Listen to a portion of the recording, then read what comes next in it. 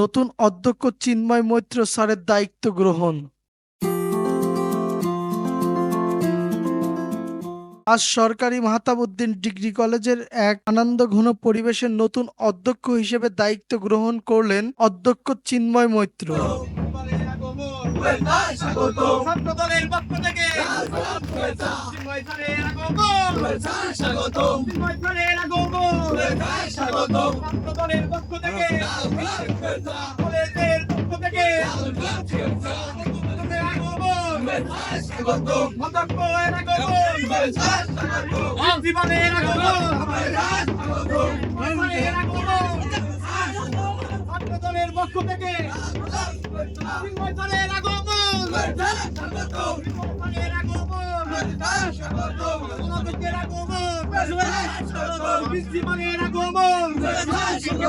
মহাত্মের পক্ষ থেকে কলেজের পক্ষ থেকে ছাত্রদের পক্ষ থেকে কলেজের পক্ষ থেকে ম্যাডামদের পক্ষ থেকে আমাদের পক্ষ থেকে মহাত্মের পক্ষ থেকে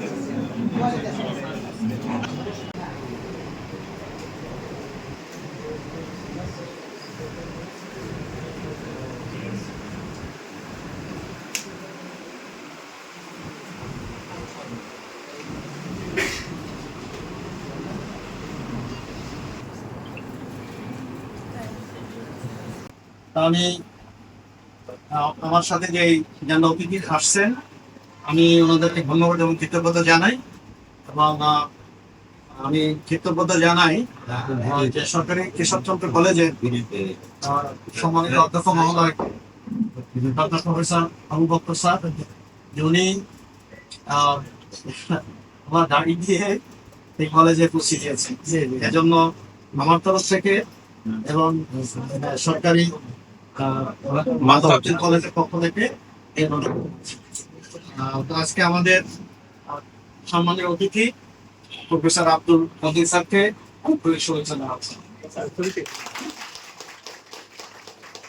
আমরা আজ সত্যি আনন্দিত, দীর্ঘদিন পরে এই প্রতিষ্ঠানে একটি অভিভাবক পাচ্ছি। আমরা অত্যন্ত আশাবাদী যে আমরা যে মানুষটাকে পেয়েছি তিনি আসলে আমাদের জন্য একটি সৌভাগ্যের বিষয়। তিনি যে প্রতিষ্ঠানে ইতিপূর্বে ছিলেন আমি শুনেছি, সত্যি আমি অবাক হয়েছি সে ওই ধরনের প্রতিষ্ঠান থেকে চাকরি করার পরে আজ আমাদের সরকারি মাহতাবউদ্দিন ডিগ্রি কলেজের মধ্যে একটি কলেজে যোগদান করেছে।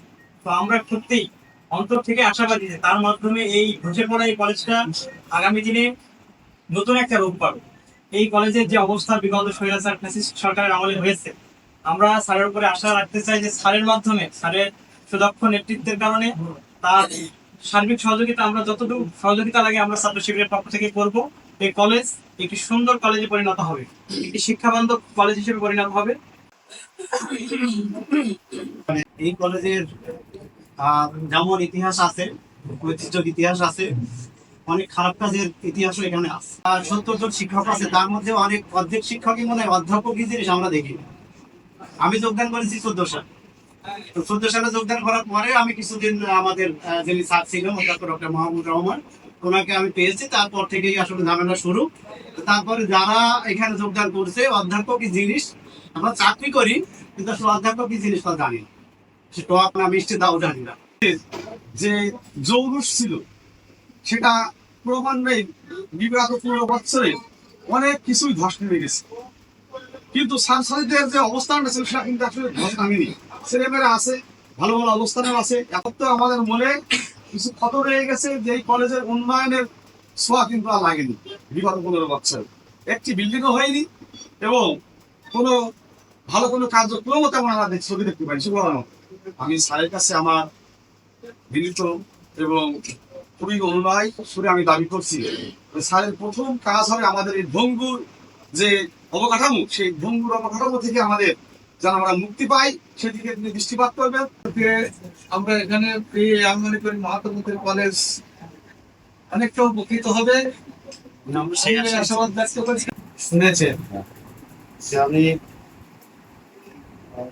আমার কর্মজীবনে বেশিরভাগ সময়ই প্রশাসনে চাকরি করেছি। তো 2009 থেকে 12 সাল পর্যন্ত আমি রংপুরে ডেপুটি ডাইরেক্টর ছিলাম। শিক্ষা প্রতিষ্ঠানের সরকারি মাধ্যমিকের যে স্কুলগুলো ছিল, মাদ্রাসা, এগুলো আমার নিয়ন্ত্রণে ছিল। আমি সরকারি বেগম রোকেয়া কলেজের প্রায় 5 বছর অধ্যক্ষ পদে দায়িত্ব ছিলাম। তারপরে সরকারি কারমাইকেল কলেজের অধ্যক্ষ পদে ছিলাম 3-4 মাস, 3 মাস।